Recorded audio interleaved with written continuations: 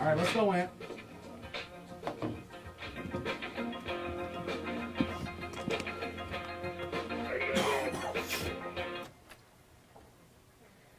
And welcome back, Indianapolis. Good morning to you. I'm Cameron Riddle, alongside Ebony Chappelle for Open Lines on the first Sunday, the first day, I should say, of March.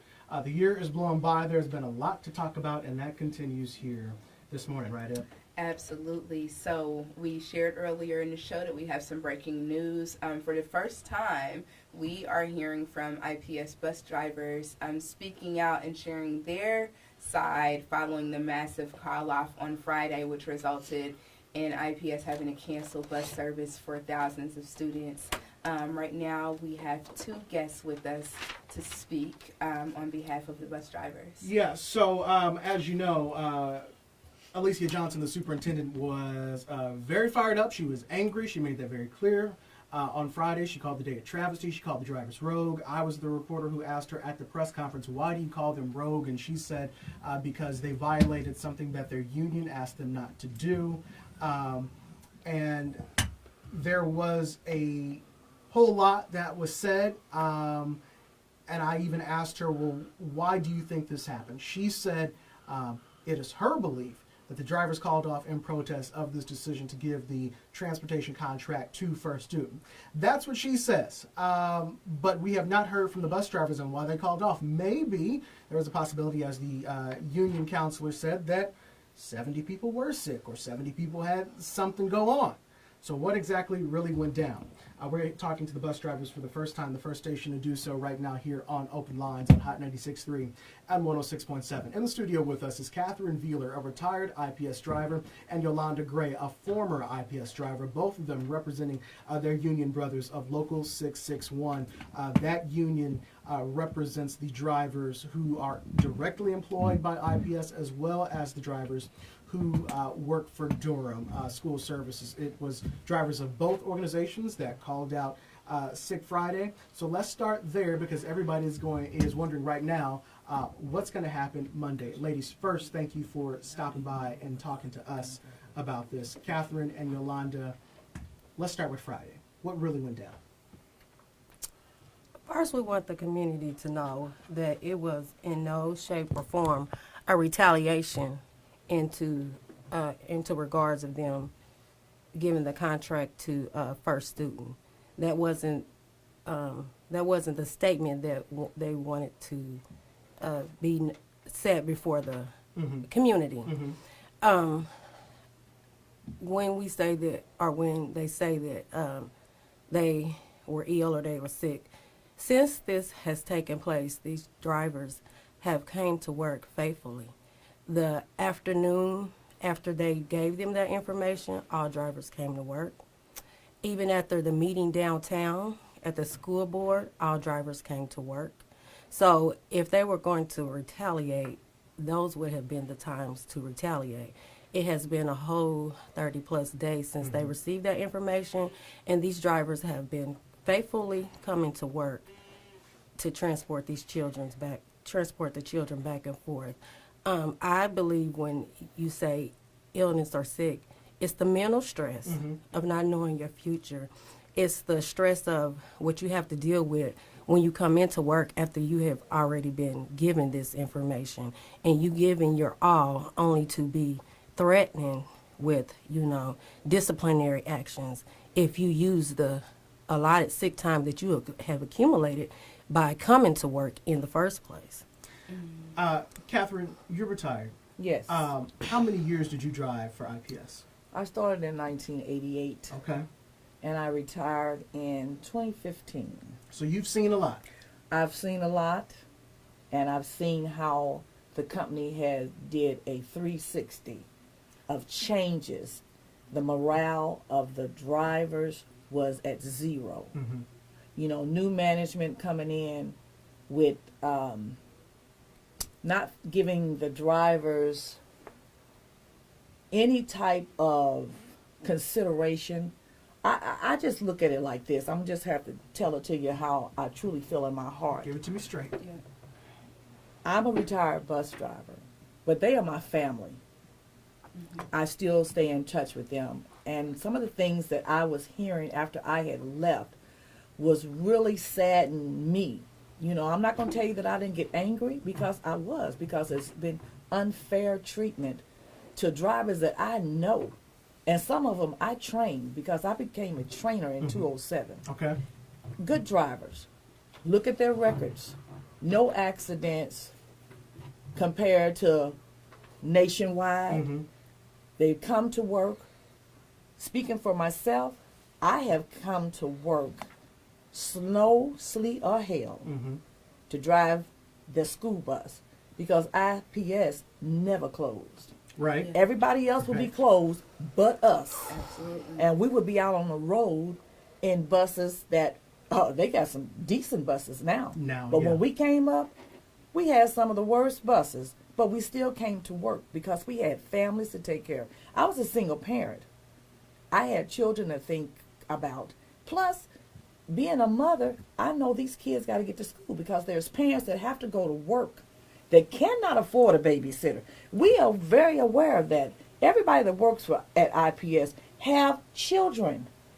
We're there because we need, everybody is in the giving state. You got a service that we need, and we're giving you our best. And over the years, I tell you, I used to love to come to work, Mm-hmm. but that changed so much because the atmosphere changed. The way we were being treated, I'm gonna tell you, when I first started for insurance, I could afford it. I was only making $8 an hour when I first came, but I had my whole family on there. Plus, that was 4, a husband, and a grandson. Mm-hmm. I wasn't paying but $21. One thing I wanted to have you ladies speak on, because we haven't heard the bus drivers' feedback on this, but on Friday when the press conference happened, and the bus drivers were referred to as rogue employees and their actions called reprehensible. What were the thoughts that was going through your mind when you heard The that? thoughts that went through my mind, it was very unprofessional. Definitely not a true definition of the drivers that transport the students to transport the students every day. And if you feel like that they are those kind of drivers or employees, why do you have them transporting your students? That definitely is not the character of the IPS drivers. The IPS drivers, to me, are dedicated drivers, hard-working drivers. Regardless of what they are given, they make it happen. They get those kids to and from school safely, without incident, probably 90% of the time. And not only are they drivers, as a driver, you are more than a driver to some of these students. Mm-hmm. They look forward to seeing you. You are the only happy point of their day. But it was, to me, very unprofessional, very, for her to be the superintendent and say that about these drivers. And I also want to touch on the point of saying that, of the statement that the superintendent made about the superintendent and upper management not having enough time to let the parents know that the children would have transportation. She stated in her statement, if I heard her correctly, stating that it started the night before. Mm-hmm. And if it started the night before and it got out of control by morning, then you had enough time to notify these parents. They're at 5, they stopped taking call-ins at 5 o'clock. At 5 o'clock, you're considered a no-call, no-show. Mm-hmm. So they knew well before 5:30, that's what she said in her statement. By 5:30, the calls started coming in. That is no way the truth whatsoever. So I feel like she made that statement to direct a negative impact on the drivers versus the administration having to take responsibility for their negligence of notifying the community and the parents. Now, throughout all of this, of course, the kids are the ones who are caught in the middle, but Friday obviously showed the importance of the school bus driver, because without you, it only took, the number continued to change throughout the day from IPS of how many people called off, but the last number they gave was 95 drivers in attendance who called out of the 550 or so that run routes for the district. With that said, we talk about the families who this impacts, and one of the families that is also directly impacted, but has not been talked about, are the families of the bus drivers and the attendants who work, do this job. Being a school bus driver is a difficult job to hold because of that summertime. When if you're not running summer school routes, you're not getting paid, and that's why we lose so many drivers over the summer because they go find other things. So being a school bus driver for 20 plus years, 5 years, means you have dedicated yourself to the job, and you make alterations in your life so that you can do that job. You save some money so you can make it through the summer. So my question is, how are the bus drivers feeling about their families? When they go to First Student, the issue is there are a lot of things that have not been set in stone, including driver pay, including exactly what benefits the drivers are going to get, including the hours the drivers are going to work. It is a bus driver's market right now. Every school district in this city is hiring school bus drivers, except Speedway schools because they don't have buses.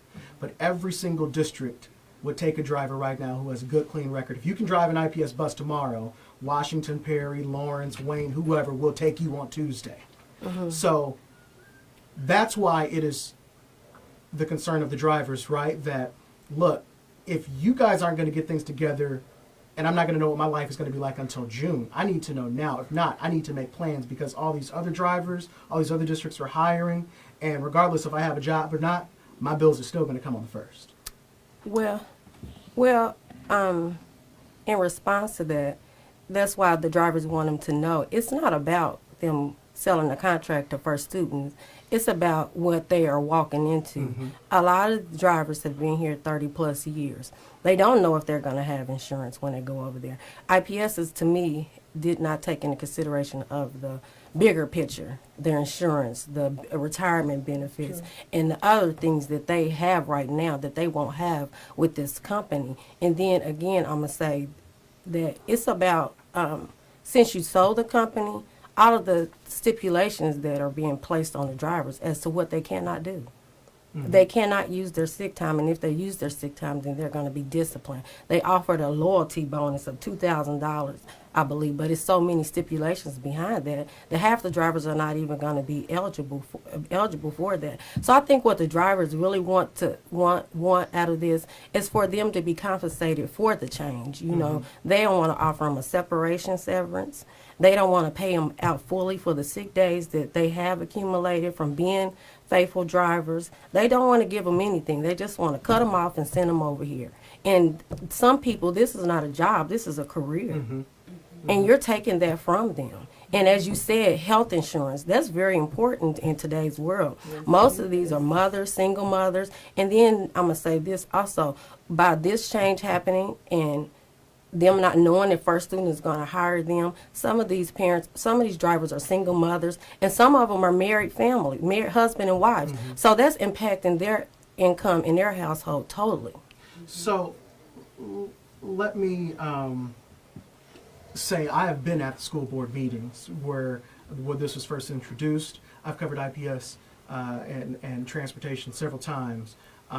Throughout this, every time I should say, and at that school board meeting when all of these drivers walked in green shirts to give their opinion on First Student, as you said, it wasn't so much about First Student, it was that the things that affect your life directly had not been set in stone. As the union, Dave Robertson, the council leader, has said numerous times, the drivers felt blindsided by this. This came up very quickly. It was in school board documents. It was introduced, and there was a hearing 1 week, and then the next week it was voted on. All but one school board member voted in favor of this.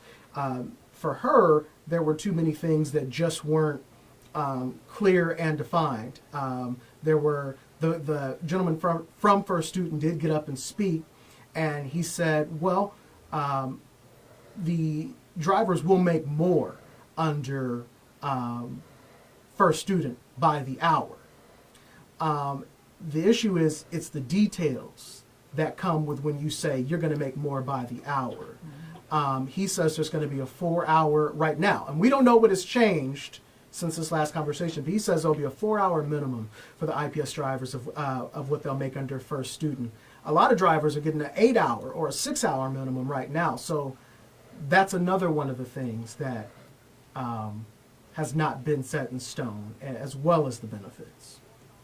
What I'd like to say is, when I found out about how they were told in the AM that they were not going to no longer have a job when June came, and these drivers was devastated, and they had to go back out and drive and pick those children up to take them back home. And you said that's not dedicated? Can you imagine the stress that they was feeling? But they pushed through it, because these are the type of drivers that work for IPS. We make our way. We go on and we press through whatever the difficulties that was set before us. If they wanted to be a rogue driver, as she called them, they would have left and not came back that particular day. But they care about the students. We're not just those are our kids. And for them to make these decisions and not even talk to the driver. I know they got this right to work and bill and all that stuff, but it's not fair. But in order for them to consider the drivers, they should have got a package here, okay? If this is what it's going to be, you're guaranteed you're going to be over here with this company, da-da-da, and this is what they're going to offer you. They didn't do none of that. And I'm really upset. When I worked, I had perfect attendance when I left. To have that many sick days, and for you to tell me that I'm not going to be eligible for it, I was eligible for those sick days because I came to work every day. You got people that have made over 4,800 sick days, and you're going to tell them you're not getting that money. Now, has that been determined yet, that drivers are not going to be cashed out, or is that still up in the air? They've made an offer from, if don't quote me, but if I'm, don't have it correctly, I think if they have 1 day for two. Okay, yes. That's Something like that. And that's usually how it goes. Now, one thing that I definitely wanted to jump in on here, on Friday when all of this news came out, a lot of people, from IPS perspective, what they were sharing were all of the students that missed out on learning days, missed out on testing, missed out on meals, etc. I hear and I feel your passion, talking about how much you care about the students as someone that transported them every single day back and forth to school. What do you want parents in the community that's listening to know from the bus driver's perspective, following everything that happened on Friday? Because that was the narrative that was running, is rogue employees, reprehensible actions. They put these students in a bad spot. What do you want the community to know about what the bus drivers feel and what's truly in their hearts? The community should know they had ample time. They knew Thursday night that what was going, some of the drivers are called off. But like I say, under the pressures and different things, it's already stressful being a bus driver. Everybody can't come and do it. They can't come behind them vests and come and do what I did. It's hands down. But for them to say that we don't care about, we've proven that. We've been there 15, 20, 30 years. We've proven that. I was there when we had the township schools. We on the highway 4 times a day. And I won't necessarily, I want the community to know that the drivers in no shape, form, or fashion meant to hurt the parents or the students. But without saying, parents, look into the company that they gave your transportation department to. And then ask yourself, do they care about the transportation of your students? And for those of you who don't know, First Student previously had the contract with IPS 10 years ago before they switched to Durham School Services. Exactly. And then is now going back to First Exactly. Student. Look at why they let them go. Look into who they have been since then. And then ask yourself as a parent, does IPS care about the transportation of your students, or are they just looking out for I themselves? didn't get something to say, but let me ask you this. What happened Friday? What happens tomorrow? And while you give that answer, I want folks to know that there are you're hearing from two bus drivers right now who are representing a room full of bus drivers that we have here who are all listening and wanting to know, want you to know that what's going on with IPS. So there are a room full of bus drivers here. I'm curious to know from you guys listening, as we have just a few minutes left here in the show.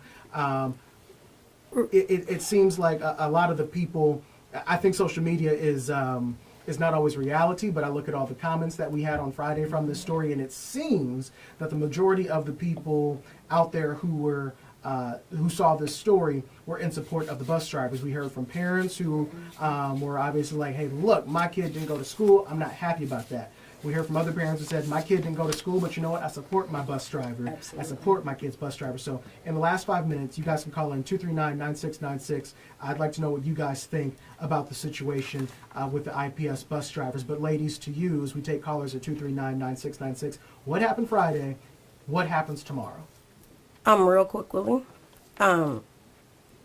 It's to be determined. That's all that we can say, but I mean, it's to be determined.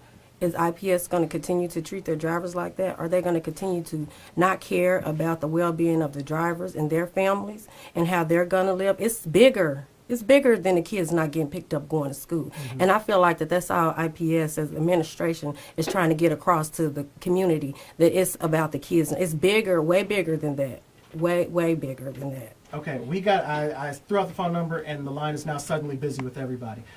We've got just a couple of minutes left in the show, but it's important to hear what folks out there are saying. Right, Go real ahead. quick, can I Yes. make a comment until you said, it said the drivers are going to be paid 2 for 1 for the sick time, but they cannot miss a day. And then on the her conference Friday, she stated about this contract that she has right within the contract to dismiss the drivers. But if she's going to mention the contract, she needs to honor the contract all the way around the board, not where it's just beneficial to them, because they broke the contract when they sold it to the contract. And I do want to let folks out there listening know that we over at Channel 6 did do a little digging on Friday when she made the statement in the press conference that drivers could be, she would investigate to see if folks had doctor's notes, and if you couldn't provide a doctor's note, you could face disciplinary action after they made individual calls. We did go ahead and pull the policy manual, and we did not find anything in there that said after 1 day a driver needs to provide that kind of documentation. Exactly. So we did do a fact check on that. We pulled the union contract and the IPS bus drivers policy manual. We did not find that. If that is different, then folks want to hear about it. Typically, the policy in any job, especially in school districts, is if you were out 3 days or more, then you need a note for the FMLA purposes. So let's go to the phone lines real quick. We're running out of time here on the show. The phone lines are hot. Caller on line 1, good morning. Go ahead. I just wanted to call and say I support the bus drivers. Like she said, the young lady said this morning, that this is a career to most people.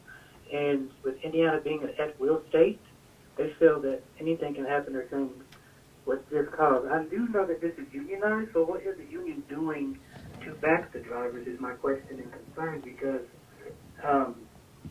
people, like she said, have been doing this for 10 plus years, and it's just not right just for somebody to come out and force everybody to do something that they've been dedicated to for the longest of time, and trying to use the kids as a crutch, saying that they couldn't go to school or they had to walk in the conditions. Well, they should have thought about the conditions before it got to the point to where they got to now. All right. Thank you so much. Before we respond to that, I want to go to the other calls, just run through all of these real quickly because we're getting toward the end of the show. But the phone lines are hot. Caller, good morning. You are live on the air. I'll be real quick here. And it's awful crazy. We're in an election cycle right now. We've got a Democratic majority council in the city. We've got a Democratic mayor. I haven't heard a word from Bob Osley. Haven't heard a word from Joe Hogstead. You know, the Democrats claim to support labor and organized unions. The United Steelworkers went on strike 45 days because they knew that they would be outsourced and downsized. When new companies come in, they always want to cut the higher salaries. They always want to try to bring in lower pay. That's what the UAW fought. That's why they were out there 45 days almost. So I support the drivers. We're supposed to be about pro-work. Trump says he's about pro-workers. I'm telling you, if you don't hear from the leadership of the city, you'll know where it stands. And maybe we need to go to the polls and get people in there who are going to help support workers and make sure people are treated fairly in this All right, thank you, sir. Let me keep going to another phone call right now. Who's on line 3? Good morning.